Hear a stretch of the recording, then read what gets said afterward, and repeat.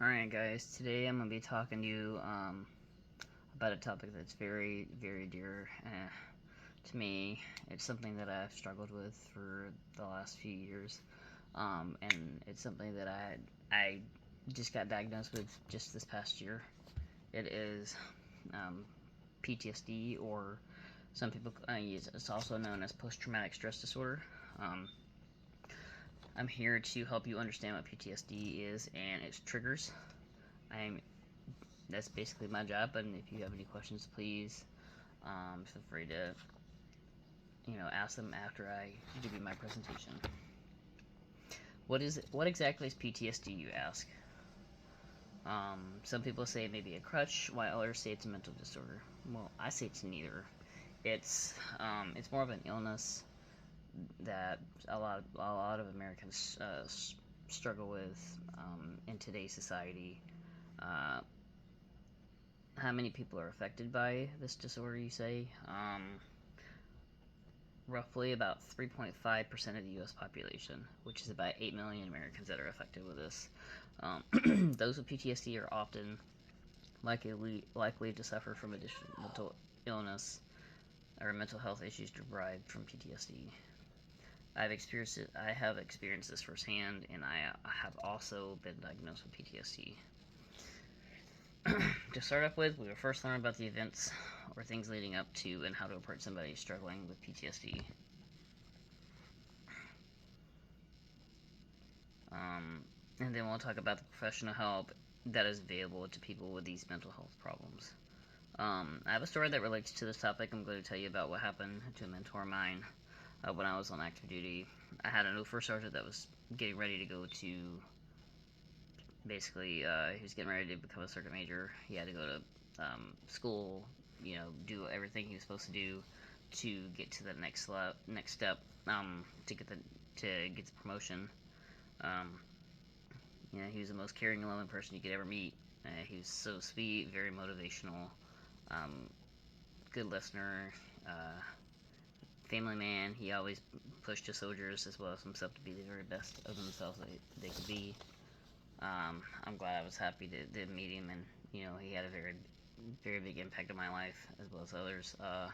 Little did most people know that he was deployed 3 times to Iraq in the Middle East, and he was also going through divorce at the time. Um, he, where his soon-to-be ex-wife was trying to take two. He was trying to take his 2 kids for full. Like, they had 2 kids that were. And he basically, she was trying to take full custody of their 2 kids that they have together, and he was basically trying to accommodate, because he was pushing for joint custody, and she was pushing for full custody. So he basically, since they were separated at the time, they were, he just got this apartment. He had all this, stuff that he had furnished in the in his apartment. It was a 2-bedroom apartment for his two sons and him to share when he had them. And basically, he tried so hard to make a better life for his kids and make sure they were taken care of. And to find out that I do believe, I don't know this for sure, but the judge, I think, awarded full custody to his soon-to-be ex-wife. And I mean, the last time I seen him was at formation on a Thursday, because we had a 4-day weekend ahead of us. And he basically, we all said byes at the end of formation for the day. And the following Tuesday, is very odd. We had a chaplain at formation to tell us he'd taken his life the day before, which was on Monday. Um, the very man I looked up to as a mentor took his life because he felt that there wasn't a way out. He was overwhelmed, overworked, and he always carried on with a smile, and no one really knew what was going on inside of him the days before suicide. I guess some people are good at hiding the warning signs for someone having PTSD and depression. No one knew it was coming, and it shocked the whole unit as well as the base I was stationed on. I too almost took my life due to the stress and the pressure that was on me when I was in the Army, and I'm happy to have known him and he's one of the reasons I'm still here today. Because after my suicide attempt back in 2020, he basically told me there was more to live for than myself. I had a family, wife, and 2 kids, and I thank him. I thank the Lord every day for him and his guidance and his wisdom. And he meant a lot. He meant a lot to a lot of people, including myself. Um, but according to Google definitions, PTSD is a mental disorder that one can develop after exposure to a traumatic event such as sexual assault, warfare, traffic collisions, child abuse, or other threats on a person's life. When people think of PTSD, they think it's just a veteran. It's just veterans that have they have it because of their time in service. But people that haven't served can have PTSD too. It has something to do with serving, but like people that served and people that didn't serve can also have PTSD. It just depends on the traumatic event that that kind of caused the damage to their lifestyle, their life in general, their mental capacity, and everything else. Like I said in my previous statement, that 3.5 of the overall U.S. population struggles with this illness. It's not just because of service. For example, I'm a video gamer, so I play a lot of PS5, PS4. I mostly play Fortnite and stuff like that. So they basically another trigger for people with PTSD is like anger outburst. I get mad when I lose the game at Fortnite. Sometimes I want to just throw the controller or get mad and scream at my wife or my kids or whatever the case is. In these cases, people tend to keep themselves and distance themselves from other people. Like they tend to kind of clam up, and they just don't want anything to do with anybody. The problem occurs when they feel there's no one to talk to about their problems and issues. There are many symptoms of PTSD. Some being having nightmares of the ordeal. Some being mentally checked out and not being in the right frame of mind when you try to talk to them, like they're completely zoned out. They have no idea what's going on. They basically try to close everybody out and just worry about what they got going on in their own world. The WebMD physical symptoms include, it makes it hard to sleep. You may feel detached from experiencing traumatic, memories and emotions. The WebMD psychological symptoms that people with PTSD often have trouble with is depression, substance abuse. Like they might start doing drugs, or if they were a former drug user, they might go back to doing illegal drugs and such. They are also 6 times more likely to attempt suicide than those without PTSD, according to WebMD. When looking out for people with PTSD, they often have multiple of these characteristics existing at one time. All the symptoms occur when people with PTSD, but somehow somebody feels when they have PTSD, it's more than just, for example, feeling sorry for what happened. Instead, it's much more overwhelming feeling than that. They feel like they can't bring themselves to move on. They're kind of stuck in the reality that the traumatic event is going to keep happening to me. It's like a loophole. It's like an infinity sign. It just keeps going and going. They feel like they can't escape the mental nightmare or the traumatic event that they experienced in their lifetime that caused them to be diagnosed with PTSD. I was diagnosed with PTSD a year after I discharged, which was back in July of this year. Basically, I was like speak out about my experience.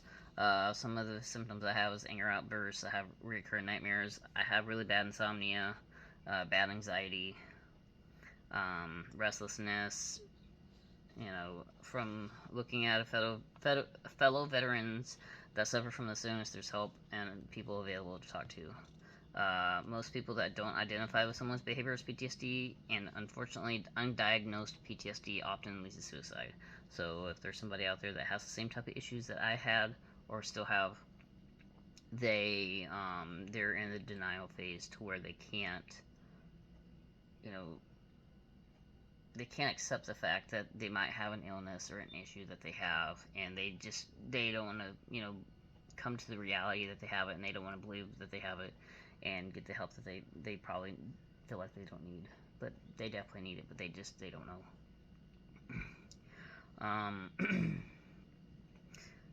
Suicide is a rising problem in veterans, and it can be very difficult for people to recognize when somebody is showing suicidal behavior and how they should approach and help somebody that is. Um, with service members wanting to commit suicide, here are some of the signs WebMD says people should look out for. WebMD, first one's anger outbursts and being distant.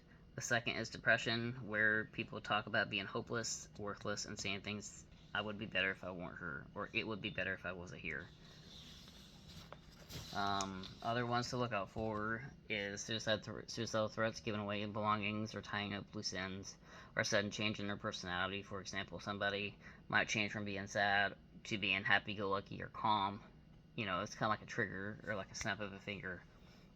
If somebody were to notice these clues, there are various ways that they could help or reach out to this person. To begin with, somebody could just talk to them and listen. You don't necessarily need to have the answer. It's just be there for them. Just be an ear, listen to their problems, kind of help them figure out a way to solve them.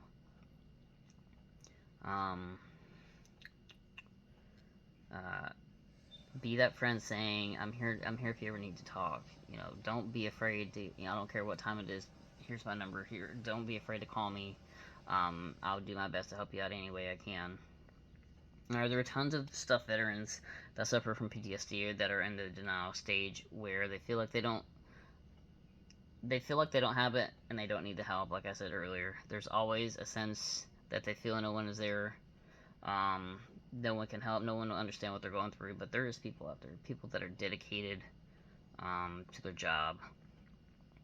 There is help that friends and families can give a person struggling with PTSD or contemplating suicide, but what that person really needs is professional help. There are various ways that people can receive help from professionals, and not every way is suitable for everybody. Sometimes therapy works, sometimes being put on mental health meds work. It just depends on which way works out for the veteran or the person that's, or I guess you could say patient, that's struggling with the issue. There are various ways that people with mental health illnesses can receive help and make a beneficial change in their lives. The fact that PTSD and the issues that go on, and not just veterans, but people with PTSD is very real. Like, it's a real thing.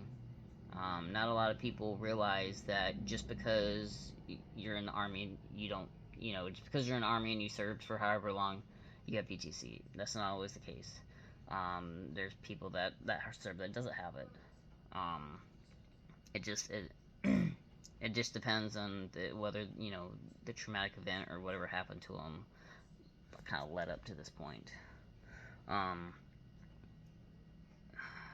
Just kind of recap. PTSD is an illness that doesn't necessarily entail veterans, but other people as well.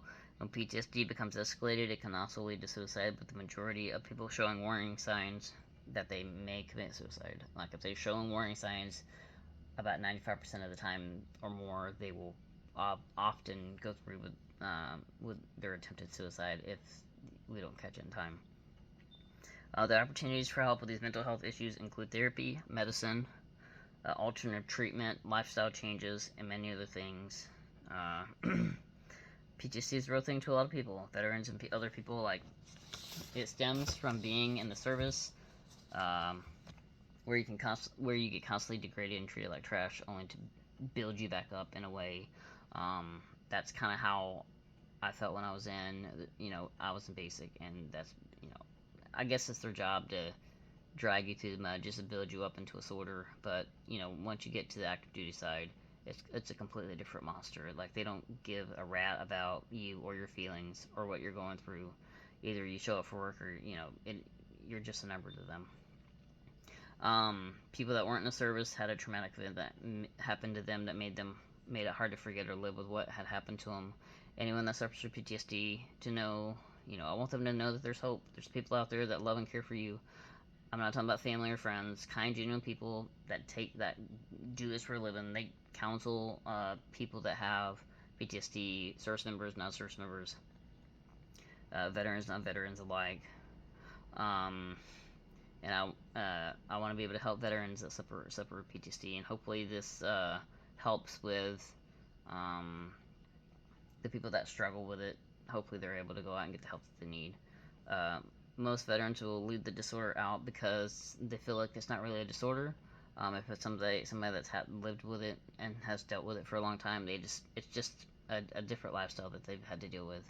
It's more of an illness than a disorder, um, and they try to find ways to cope with it and deal with it in their own ways. So that's my presentation. I appreciate you listening. Thanks, and have a good night.